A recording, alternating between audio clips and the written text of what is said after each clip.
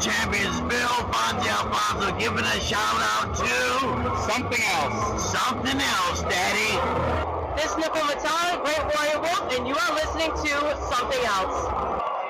I'm Tony Cini, and you're listening to Something Else. Hey everybody, it's Rich Palladino, the voice of New England, and you are listening to Something Else with Arya.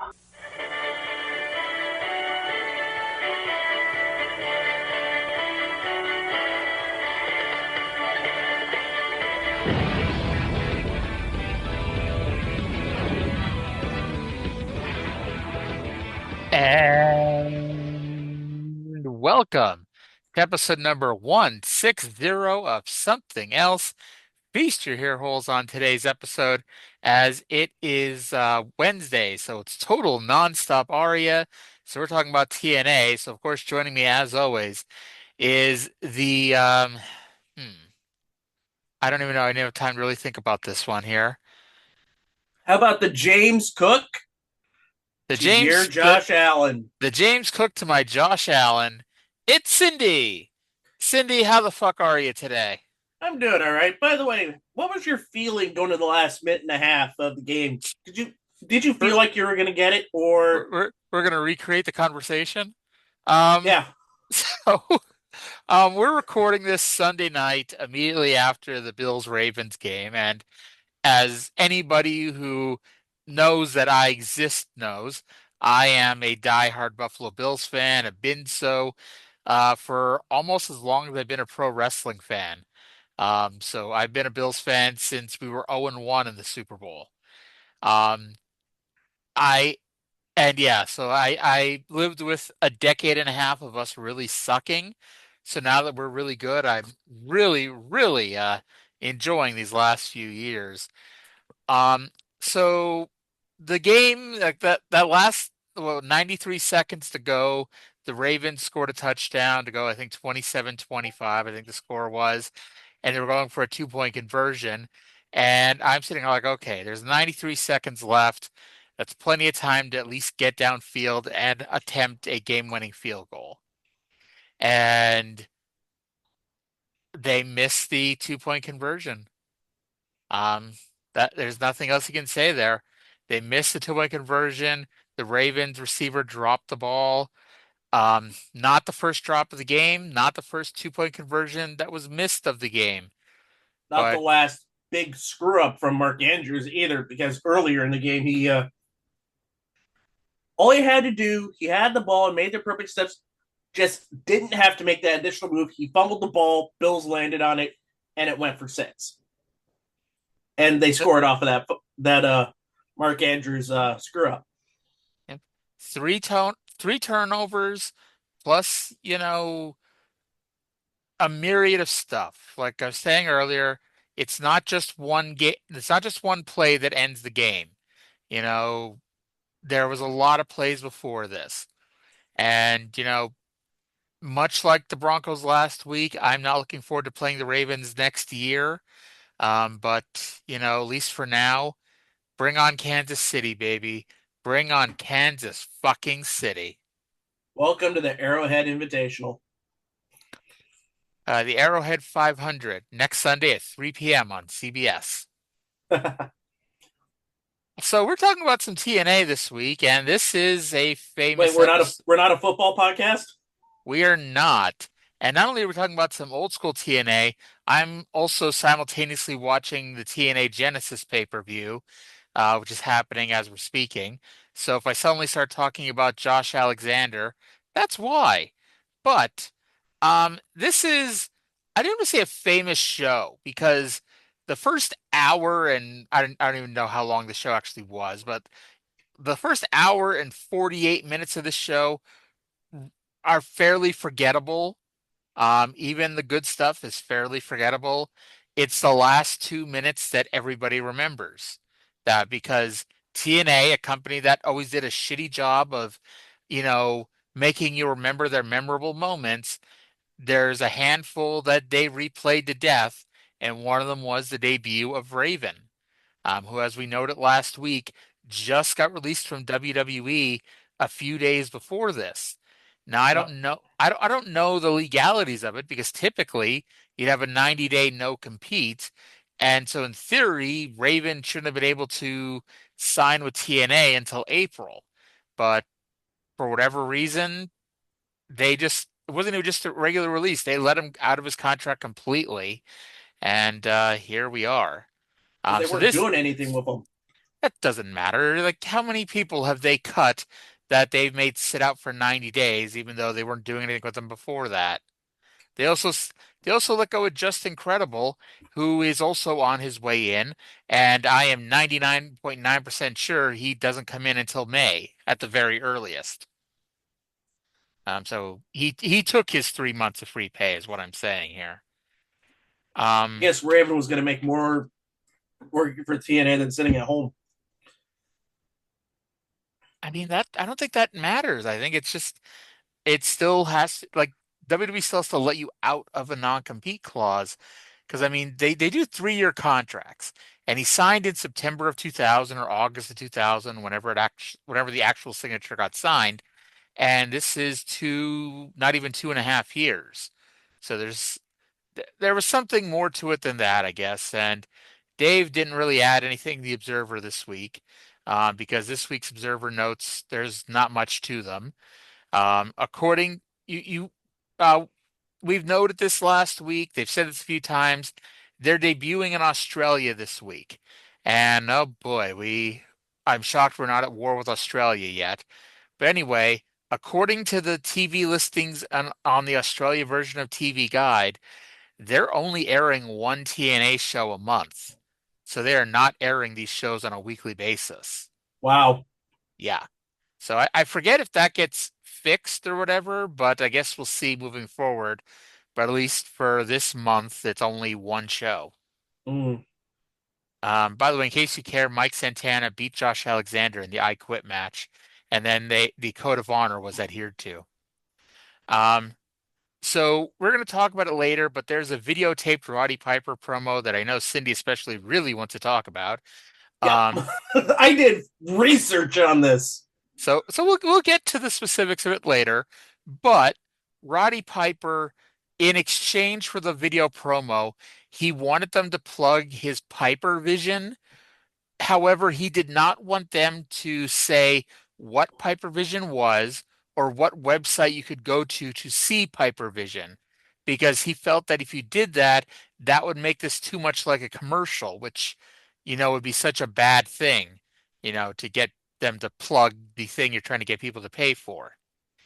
Anyway, that's Roddy Piper 2003 for you.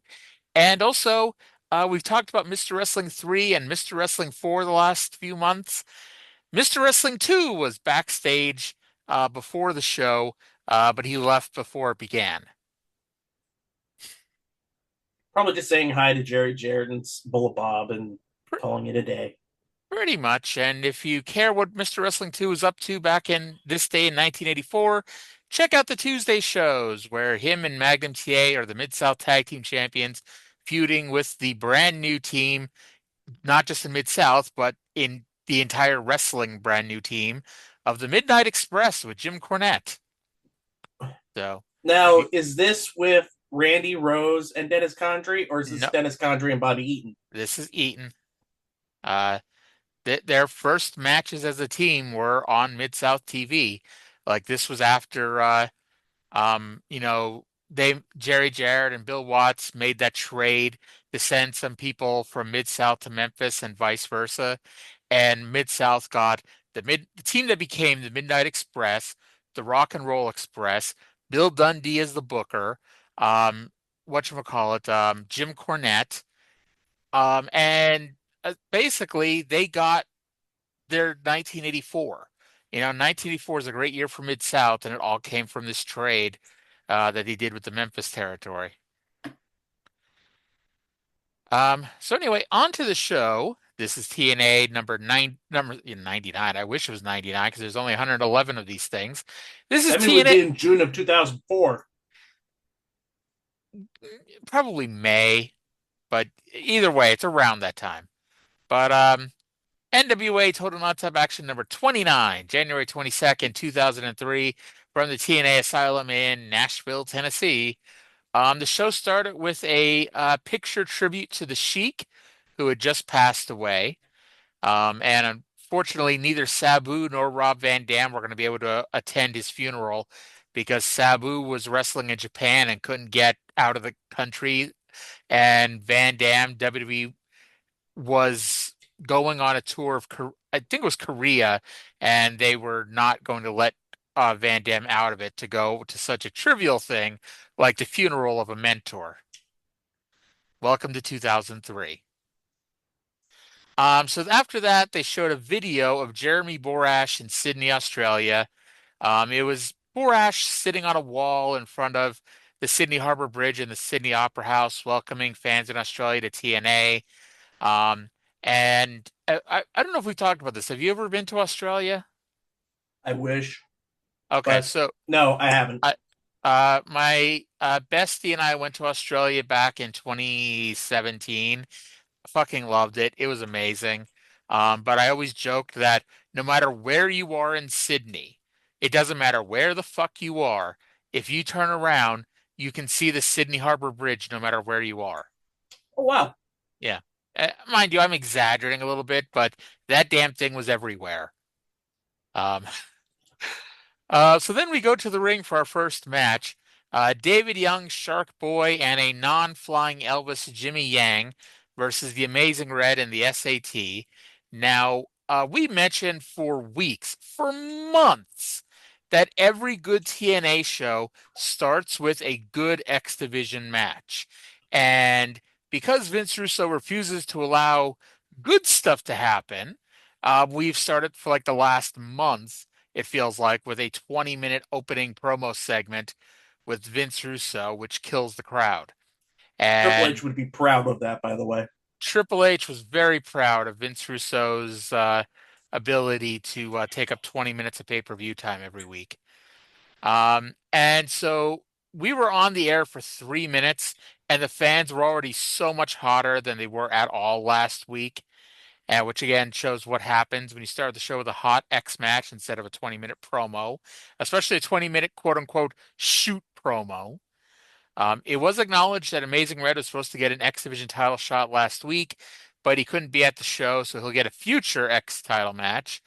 And this match was an offensive exhibition, ending with Red pinning Jimmy Yang after a code red from the top rope, ending David Young's winning streak at 2. And in case you're curious, Fraxium, the NXT Tag Team Champions, have just shown up on Genesis during the Hardy Boys Rascals Tag Team title match. But anyway, back to 2003. Talk about what are your thoughts on this six-man tag match? I had a couple of notes here. I thought it was weird seeing Shark Boy work heel. I didn't really think there was a heel in this. Like, David Young is kind of a heel, but they've stopped really developing his personality at all. I think this was just five baby faces and a tweener going at it. Mm-hmm. I also had written here as a prediction, Arya gives out about why Red doesn't get a title shot this week, forgetting that I forgot Russo had control of the title shot. So there you go. Honestly, I thought, because I know Red, spoiler alert, Red's going to win the belt soon. And so I thought that happened here, but it doesn't. We'll get to that. Yep. We'll get to that. Yes. Then I had written down here, solid tag match, breaks down the end with a few big moves, but ending with Jimmy Yang getting crushed by one of the Maximos. And Red hits Code Red off the top rope for the 3. It was a really solid opener. And I think this is Jimmy Yang's last TNA appearance. It might be. If not, it's pretty close to it. He does come back for a one-off in 2011, which ends up in a famous story because it took them like 2 months to pay him, and he ended up going to Twitter to talk about how he hadn't been paid yet for one appearance. Wow. Yeah, and they tried to shame him for it, and he was like, "Well, fucking pay me," you know. And I don't blame him one bit, you know. Mm-hmm. It's funny because this is a fun opener. I'm probably overrating it, but I really enjoyed it. I gave it a 6.0 out of 10. And I think it's because I'm so used to them starting off with those shitty promo segments that because they went forward and gave us a match, a good match at that, I'm like, let's just overcredit them, you know? I gave it a 7, which is about the same scale score. And I did look it up. This is the last Jimmy Yang appearance until 2011, as you said.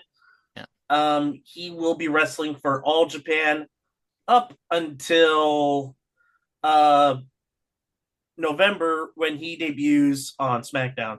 Yeah, I mean, that's not really surprising. Like even um I forget what he does after he leaves WWE the first time.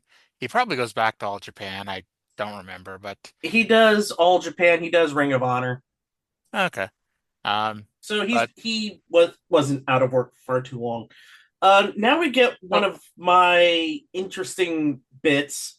oh, Um, I want to say this before I forget it. Now that you mentioned Ring of Honor, I've been watching, Ring of Honor. I've been starting with the first show in 2002, and mind you, I'm only at like October. I think I just watched the first Glory by Honor show, and they had Divine Storm with Trinity, and they said Chris Divine was dating Trinity. I don't know if that's a shoot or a work, but that explains why they were together in TNA there for a little bit. yeah, I'm. To be honest, I got a bunch of Ring of Honor DVDs from a friend. She was going through some financial trouble, so I bought a bunch of DVDs off of her. I Yes. wish I had watched all of them, I but mean, I was I, then I I, experienced some financial trouble and had to sell them off. I don't want to tell you what to do, but considering that I know you don't pay for TNA Plus, you can get the entire library of Ring of Honor the same way you can get the entire library of TNA. Just My saying. my brother downloaded these a long time ago, so and I just got them from Well, him. let's say, well, maybe your brother can download the entire Ring of Honor run too. I mean, that's what I did. I have the entire Ring of Honor run on one of my external hard drives, Hmm. and well, I haven't downloaded like the AEW version of Ring of Honor TV shows, but I've got all the events, all the TV shows, all on my flash drive in order, which is just fun. Does this include the HDNet era? It does.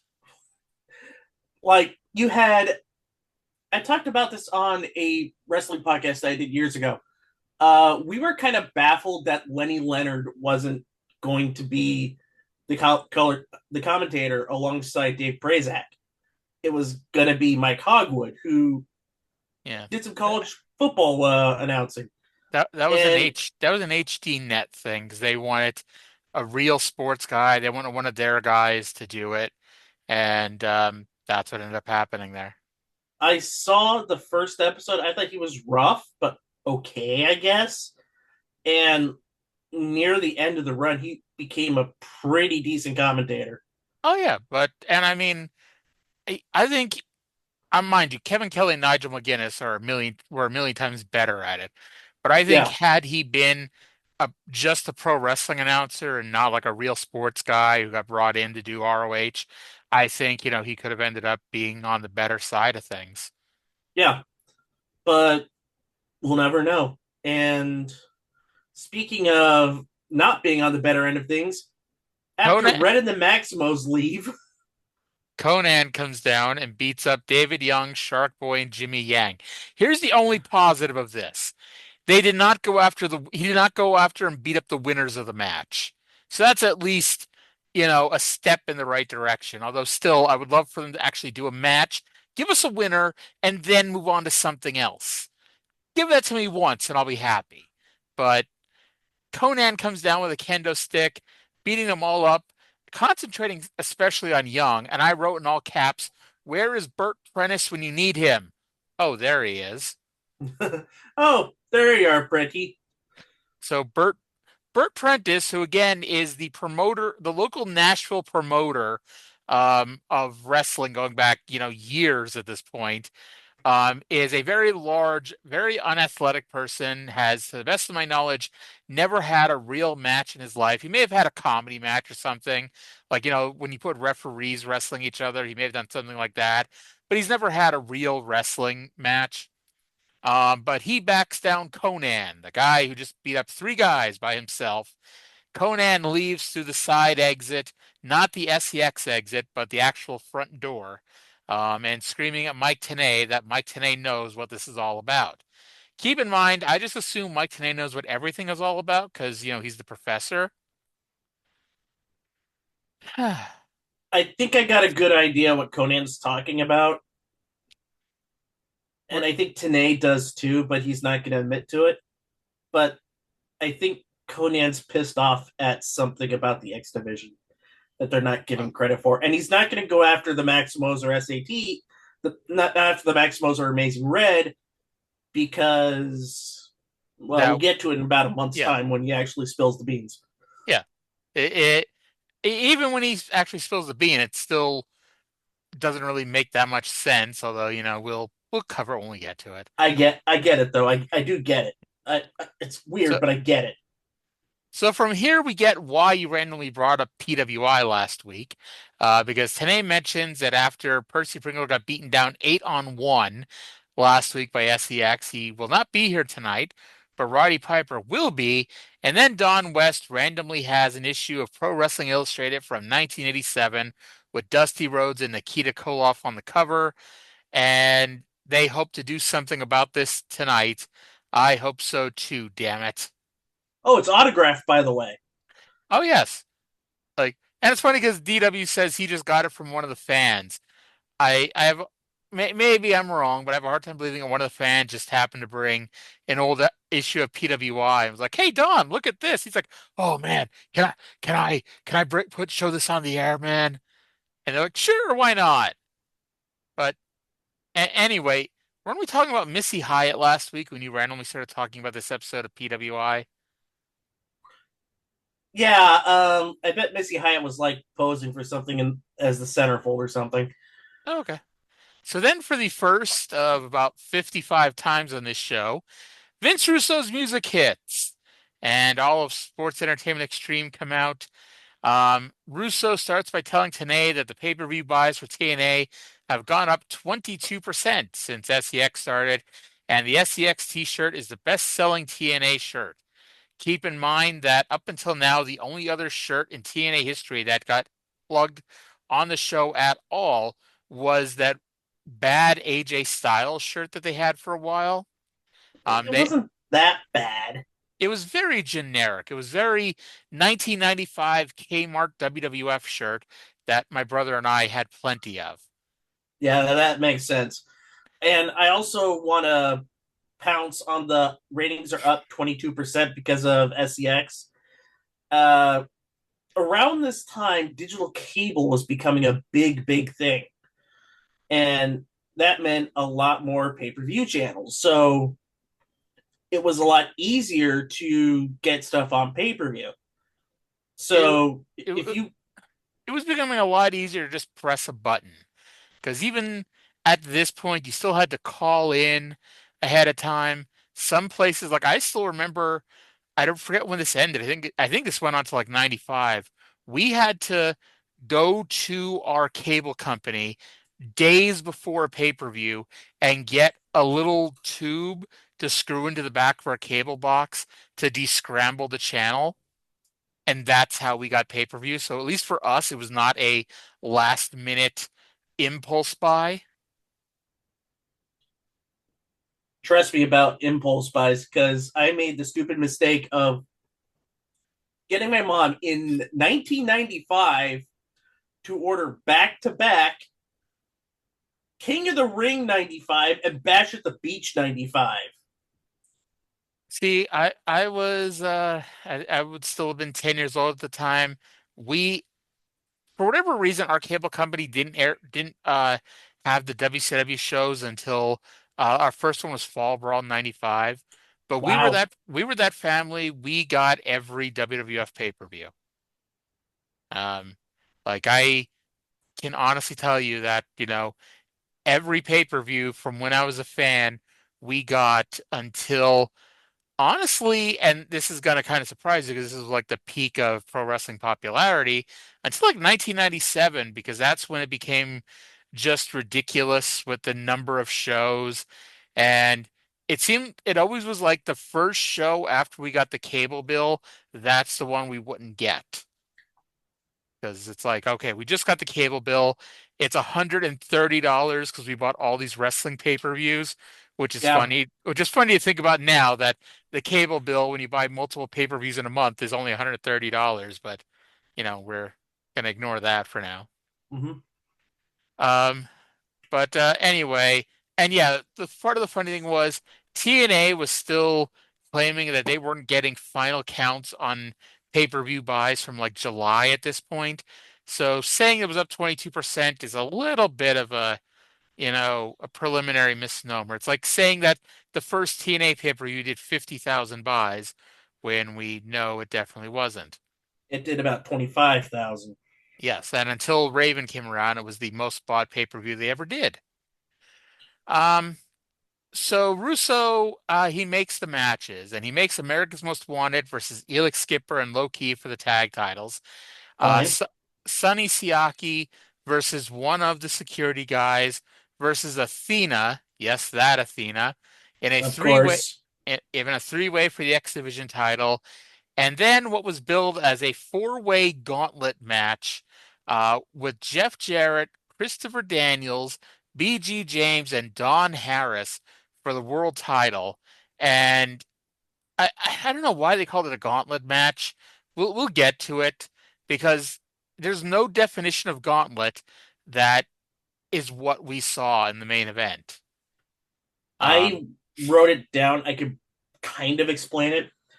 it was a gauntlet. I think they tried to say it because they were doing over the top rope eliminations as well as pinfall and submission. Yeah, that's exactly what they did. But it's like even then, I mean, I might as well say it now. The people they protected with over the top rope eliminations were BG James and Don Harris. It's like you're telling me those two couldn't do a pinfall job? Like I guess the only argument you could make was, well, maybe it gives you a little bit more doubt that Jarrett's going to lose the belt here, but I, nobody thought he was going to lose it to any Mhm. of these three people.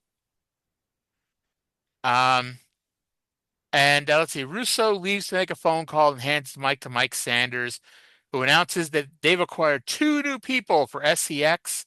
Next week, we'll meet the director of talent development, and then he introduces the Sports Entertainment Extreme Australian heavyweight champion, Ashley Hudson. Ashley is the person who teamed with, I think it was Ron Harris about 3 or 4 months ago when Ron was doing his teaming with everybody gimmick. Yep. Um, and then Sanders did this long-winded introduction, and while he did that, all of SEX left. And then during Ashley Hudson's entrance, I actually Mike Sanders stayed at ringside. I thought he left, but he didn't. He stayed at ringside. So then we get our match. It is Ashley Hudson with Mike Sanders versus the last remaining Flying Elvis, Jorge Estrada. I don't, yeah, easy for me to say. I was not sure if this was an SEX Australian Championship match or not. Not that it really matters.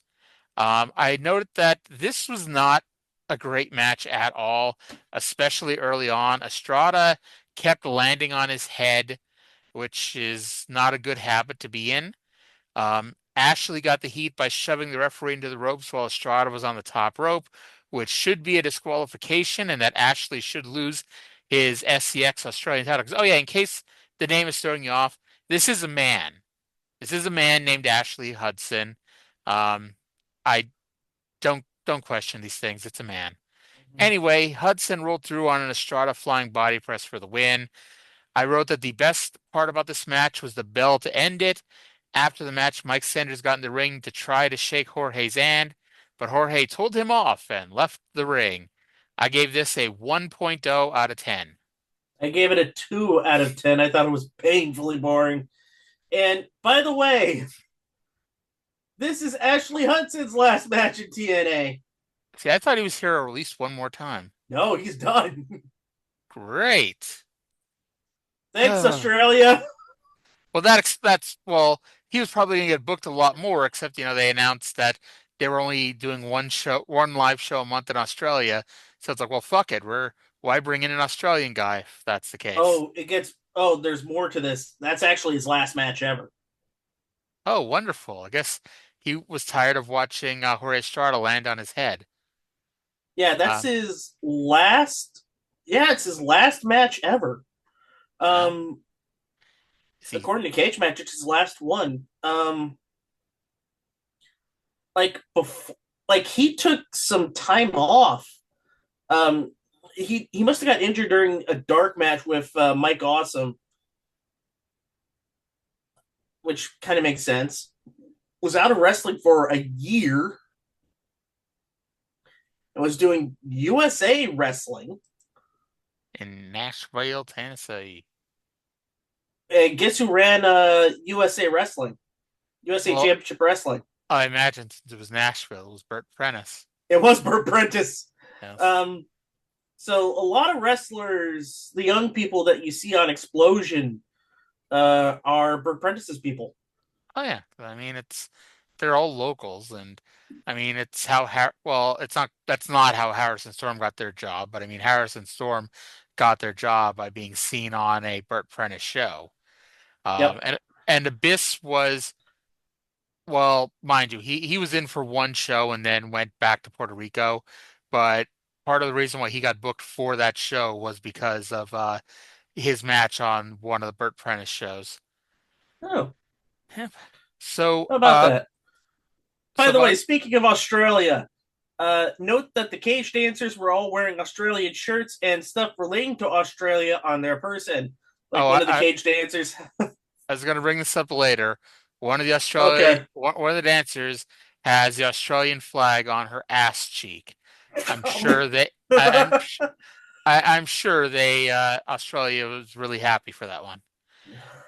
By the way, Oh gosh. in case anybody cares, the Hardy Boys retained, and then this Thursday on the live episode of Impact that they're doing, it's Fraxium versus the Rascals for the NXT Tag Team titles. In case you care. Interesting. Yes.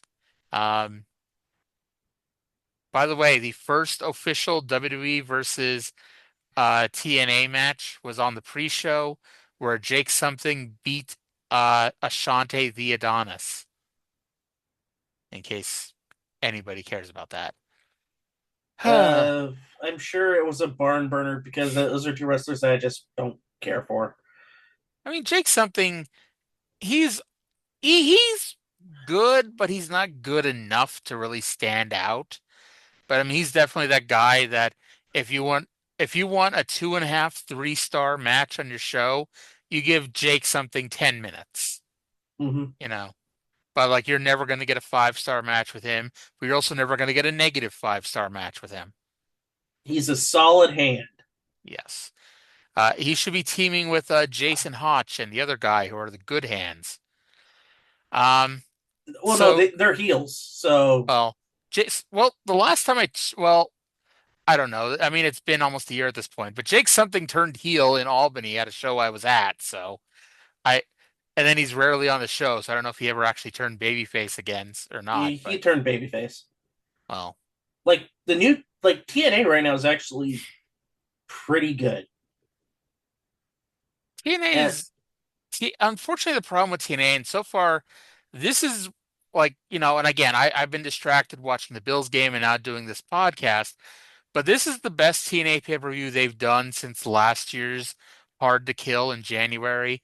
Because ever since Scott D'Amore left, they've done a really bad job about matching up people to have good matches. It's like their pay-per-views, it's been a lot of 2 and 3-star matches versus, when Scott D'Amore was running, you were getting, 3, 4-star matches on a show, which for a niche product like TNA is, say what you want about match quality and star ratings and all that stuff, but a niche product, you're going to get more people watching if you're doing a lot of really good wrestling on your shows than if you're having a lot of really average wrestling. mhm. Um, by the way, AJ Styles versus Larry Zbyszko. Larry Zbyszko was introduced as the man who eats legends for breakfast. I'm I'm sure there's a joke there somewhere. Sending them Um, to Larry Land. AJ looked like he was limping on the way to the ring, but apparently that was just done to mock Larry. Yeah. But I was like sitting there like, oh shit, AJ's hurt, but apparently not. Nope. So so it wouldn't be a Larry Zbyszko match if there wasn't some stalling. And sure enough, it was a minute before they even touched. And at that point, it was a quick single leg takedown followed by more stalling. And this is, for some reason, I thought about this during this match. I've seen Larry Zbyszko wrestle live 4 times. And to be honest, I don't even know why. Um, the fans were so disgusted by Styles' recent actions that they were chanting, "Let's go, AJ." And I'm trying to figure out what makes him such an asshole that I'm trying to figure out how winning a world title match makes him an asshole. But oh well. Um, at one point, for some reason, X Division Stalker and AJ's former manager, Mortimer Plumtree, appeared on stage as Larry Zbyszko went to the top rope. And I'm like, he will break a hip if he comes off of there. Thankfully for him, the referee talked some sense into him before he could do a triple flip somersault plancha of Steel Doom. And then AJ wins what seriously was the second longest match on the show so far by scooping Larry's legs out and pinning him with his feet on the ropes. Because you see, Larry Zbyszko needed to be protected. Um, It's after, also clever because Tanay said on commentary he beat the legend by doing a move that the legend always did. yes. Now you can at least argue that, this is getting AJ ready because now he's learning to fight dirty a little, but instead it just seemed like he can't beat an old man and needed to cheat to beat an old man. Um, After the match, AJ demanded a world title match. If he would have just joined SCX a month ago, he probably would have been in that 4-way tonight instead of Don Harris. But nothing revolutionary about this match, but it was at least better than the last match. 3.5 out of 10. I gave it a 5. It was fine. It was perfectly fine. And yet this got inducted into WrestleCrap for some odd reason. I don't think it's this one. I think it's the next No, match. it's this match too. Well, it's also the angle entirely because it gets really fucking stupid, and we'll talk about that. Oh, that's net. Oh, It's either by next the week or the way, week after. no. By Really the way, stupid. folks, here's the teaser for next week's show. If you thought a lot of the TNA stuff that we talked about made no sense, next week Oh, I can't we're wait. we're going to get a 2.5 hour episode of Total Nonstop Aria I can't wait. To the because back. I We're, watched that show after this one, and oh boy, all right. Well, Rosemary and Masha Stemovich are about to have a Clockwork Orange House of Fun match full of staple guns and barbed wires, so now's a good time to ignore what's going on TNA. So, to the back, Goldilocks asks Jerry Lynn what will happen if Vince Russo kills TNA tonight.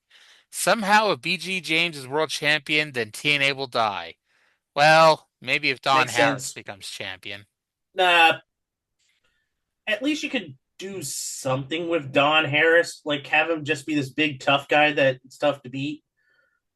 Like BG is nothing. Well, He's a promo, and that's it. up next we get Jerry Lynn and Ron Killings versus Mike Sanders and David Flair with Burlap Sack in their corner. Good fucking lord, this match.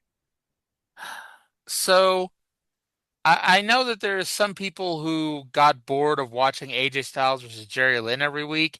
So instead we get AJ Styles versus Larry Zbyszko and Jerry Lynn versus David Flair. So here's the positives of this match. David Flair and Mike Sanders, they have decent chemistry as an underneath tag team. I wouldn't want them in my title picture, but as an opening card tag team, I could see their place on the show. And if David learned anything from his dad, it's how to throw a stiff chop. Or Jerry Lynn was ready to kill himself to get this match to above negative stars on the rating scale here. Um, Ron Killings was smart. He stayed out of the match for almost the entire damn match. He did tag in, and by the look of his face, he was thinking, I'm going to hit these two as hard as possible. And then he tagged out for the finish, which was Flair hitting Lynn as hard as he could with whatever was in the sack, and Sanders pinned him. After the match, we had to tease dissension. Sanders told Killings that SCX is full, so they're teasing that Truth is trying to join. I noted that they basically just ignored it from there. They just, like Truth didn't really react, Jerry Lynn didn't really react, and everyone just moved on with their lives. Mhm. I still like Jerry Lynn's a miracle worker, but there are limits to that, and I gave this a 3.0 out of 10. You are way too kind. What did you This give it? match sucked. Well, I I give. gave Mhm. I gave it a 2. Well, I give Jerry Lynn all the credit in the world, and Jerry Lynn, he does not get all the credit he deserves. Like Jerry Lynn should be in like every Hall of Fame, you know, and he just does not get like he doesn't get the credit he deserves. He honestly is such an amazing fucking worker here, and yeah, Mhm. but yep. So from here we go to the Roddy Piper promo at taped at a Portland wrestling studio, or the studio they taped Portland wrestling shows at, which is also the one with beautiful Brian Alvarez for anyone who saw that clip online. But Cyndi, I you really wanted to talk about this one, so take it away. Yeah, I saw this promo and I was like WB32. So I was thinking to myself, wait a minute, did Piper just come to Nashville and tape something for like Burt Prentice and he was doing studio wrestling? And he was still doing studio wrestling at the time.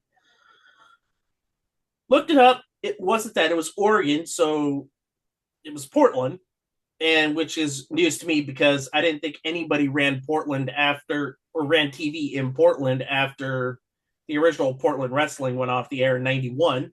It was a very briefly run promotion. And I gave you a link to a match. I don't know if you clicked on it or not and looked at it. I saw what it was. As soon as I clicked on it and saw Dr. Luther screaming at me, I turned it right back off. And now you know why Luther does not speak in AEW.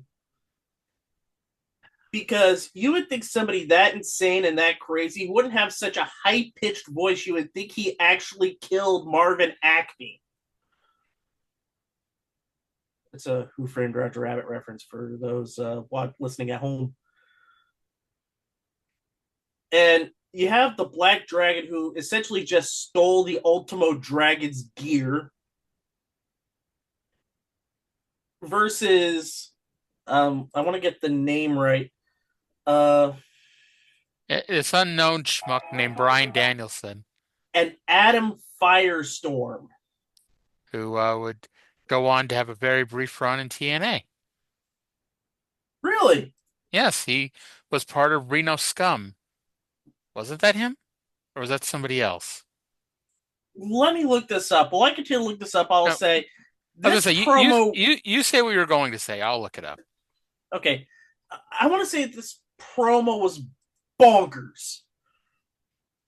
Um, he kept on going that he wanted to keep tradition and teach the millennial wrestler how to do things right. So this was his territory, or claimed that was his territory, and he was partnered with the NWA, which, by the way, that Portland Wrestling was not affiliated with NWA. Otherwise, it probably would have lasted a little bit longer. Maybe we got a full year on WB32. And he kept pointing out WB big time wrestling. I know the WB at that time in 2003. You weren't big time. It was cast-offs. Like most of the time when we had WB in Seattle, it was like Jenny Jones and Richard Karn Family Feud, and that was it. Anyway, he went on for the reason why he's not at the Impact Zone, or not Impact Zone, at the Asylum, was he dare mentioned Owen Hart. He kept pointing to that one chair where he was at with him and Junkyard Dog sitting right next to him. And Kerry Von Erich. And Kerry Von Erich. The rest of the frats. Like we talked about this when he came in to do a promo. 10 guys listed on the back of his frats shirt, which was the fraternity of wrestlers who died way too young. By the way, I got my Adams mixed up. It was Adam Firestorm was not in TNA. He was not part of Reno Scum, but Adam Thornstowe was. Yep. Yes. By the way, Rosemary just pulled out Janice. So think of all the money TNA has wasted over the years, and like the one thing they keep bringing back that they never remade was Janice. Yikes. Anyway, go ahead. But also in that match, you mentioned Bryan Danielson was in that match. Like Brian did, like if there's anybody that Piper could have hung his hat on, saying that he actually helped put over through that promotion, was Bryan Danielson, because he was like a big deal in Portland at the time. And then he got more exposure doing Japan, and then his massive run in Ring of Honor.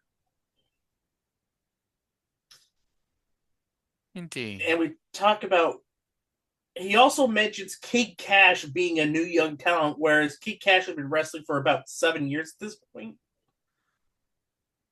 I mean, he's still fresh.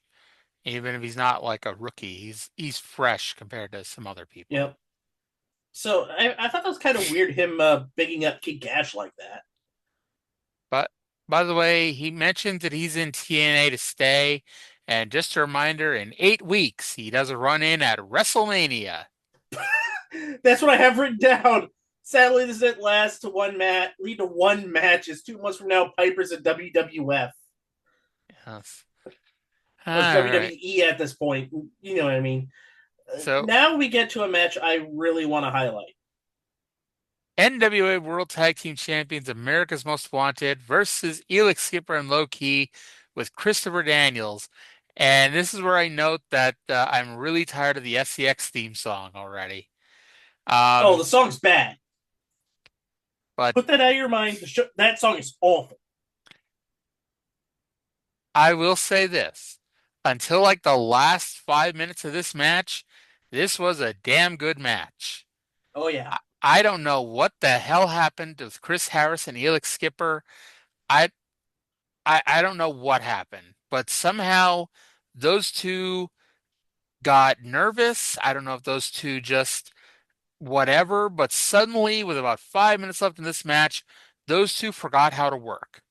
And the match didn't quite fall apart, but we got a lot of mistime stuff at the end. It didn't help that Christopher Daniels missed his cue once. The referee was out of position a couple times. It was like whatever Chris Harris and Elix Skipper had was being caught by everybody else involved. And it was just I mean, go on, but I mean, like the first 10 minutes of this match were one match rating, and the last 5 minutes of it took it down several points, in my opinion. But until that point, like this was very good. This was not a normal AMW match. This was not, a normal Triple X match, because like picture Low Key. He does a lot of really cool shit, but you know what? He's a fucking heel here, so he doesn't do all of his cool shit because heels don't heels do some cool shit, obviously, but you don't Hmm. do all the shit you can do. It's just one of the things that is just one of those things. You don't do your super cool shit when you're a heel, because why the hell would I ever boo you if you're doing the coolest shit on the TV? And also, this was not a giant brawl all around the building, where everyone falls off of barricades and all that shit, you know. But yeah, this was just a good, really solid tag team match, and is a preview of things to come because these guys are going to wrestle a lot, um, and especially over the next like 6 months, we're going to see them wrestling a lot. 2 years. Well, I mean, this feud lasts 6 months and they take a break, and then they come back, later in 2004. Um, but so let's see. A&W goes for the death sentence, but because Chris Daniels jumps up on the apron, so Chris Harris jumps down and hits him instead. Harris hit the catatonic on low key, but the referee had to not go for the count since that wasn't the finish. Chris Daniels essentially had to run around the ring and jump up on the apron, and he was a couple seconds too late, so that looked bad. But he finally gets up on the apron to distract the referee. Skipper hits Harris with the tag title belt. Low key makes the cover, and the Kings are dead. Long live the new Kings. Triple X are your new World Tag Team Champions of the world. I honestly like, obviously, like A&W were champions like 7 times. You don't become 7-time champions in 3 years without winning and losing the belts a lot. But I was a little surprised they lost them this quickly. It is a bit surprising, but you kind of figure that when because Daniels was there, so it was like a three on two handicap match at most points. I But still say that can I mention heel low key, even though heel low key in all of his forms is best. Like he works best as a heel, in my opinion. mhm. But state of your hair. What the hell was this? He's growing in his hair. Him with a buzz cut like that is really, really bad. It, it, He's it's not something that you regularly see with him. no, and it looks like shit.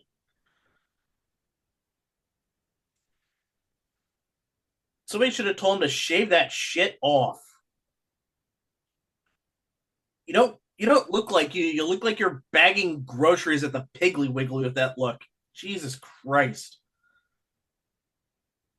Oh Lord. But What score did you give this match? I gave it a 7.0 out of 10. I absolutely love this match. What did you give it? Perfectly honest, Yes. No, I 10 want you on to 10. lie. I want you to lie, damn it. Okay, if you want me to lie, this match was the worst match I've ever seen in my life. How these guys lasted so long in the business, I will never understand. 1 out of 10. God damn, Bubba, fuck. Now, to be Um, perfectly honest, I think it's one of the best matches we ever saw in TNA. I think you are severely overrating it, but hey, you do you. 10 on 10. Um, No notes. by the way, Masha Slamovich retained over Rosemary, and now Cora Jade of NXT just confronted her. Um, Makes sense. so today was sad for a few moments until we quickly cut away to one of the cage dancers' ass, who had the Australian flag tattooed on her ass cheek, which God is, bless Australia. yes, which is when I really noticed that here. Bullet Bob was backstage getting a load of shit from Goldilocks. Bob said that it's up to Jeff Jarrett to prevent Russo from getting all the titles. X Division champion Sonny Siaki with Desire versus Chris Vaughn versus Athena. Sonny Siaki wins. The less said, the better. 0 out of 10. And after the match, Trinity runs down and gets into a fight with Desire. Siaki goes after Trinity. Kid Cash runs down for the save.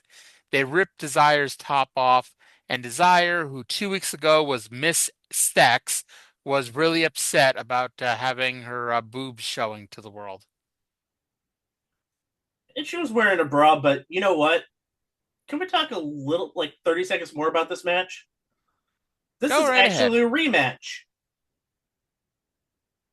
Because Chris Vaughn actually wrestled before on TNA. Mm-hmm. He jobbed to Sonny Siaki in 2 minutes in episode 21. So, yeah. Um, But not I agree with you, 0 out of 10. yeah. He's now doing a pump handle sit up pile driver that he calls Siacalypse now. It's Goldilocks actually a really cool move. Goldilocks was in a white tank top, and she was invited to the SCX locker room where they sprayed her with champagne. And yeah. So Russo walked in pissed off because he doesn't want them celebrating until they win the NWA World Title. And then he went and literally sat in the corner. So from here, It's because he knows that the level of Jarrett bullshit to win is akin to that of Patrick Mahomes. we have 25 minutes left in the show and one match to go, the World Heavyweight Title match. So that, so I don't know about you, but that is way too long to give a world title match. So we need to have a promo segment. Dusty Rhodes. It's a world title match with BG James in it. Yeah, we need a promo. Dusty Rhodes comes out with Chain. Hey, if George Goulas could get 60 minutes with Harley Race, BG James could get 25 minutes. Daddy said sell. Daddy said sell. Daddy said sell. Dusty rambled on, and I thought MJF just walked out of TNA, but that I think it's Ryan Nemeth. Perhaps the only time anyone will ever see Ryan Nemeth and think that it's MJF. Anyway, Dusty rambles Lord. on and on about laundry and saddles and blood and Russo and Jarrett and retribution until he finally calls out Nikita Koloff, who takes his sweet ass time getting to the ring. Dusty just keeps talking while Nikita just stares at him. I think Dusty insinuated that he taught Nikita how to speak English. I really wish they would have filmed that. Dusty invites Nikita to let bygones be bygones, reform the superpowers, and they will go on and act like this never happened. So before Nikita could say anything, Russo and Triple X round down and told Nikita to get his ass to the back. Russo and Dusty Rhodes now are having a fight over who gets to have Nikita Koloff in their corner in 2003. Koloff You know pushed. Mm-hmm. You know there's a scene in The Simpsons. Bart and Lisa had Maggie in the middle, says, "Come to the one you like best," and Bart and Lisa were like, "No me, no me, no me, no me," and it was like what Nikita Koloff did. Just went down the middle, hugged the TV, but in this case, Nikita just punched out one of them and just left. So yes, he gets in the ring to be with Dusty, but of course it's a swerve, and he punches Dusty, and then he doesn't leave with SEX. He goes through the Conan entrance.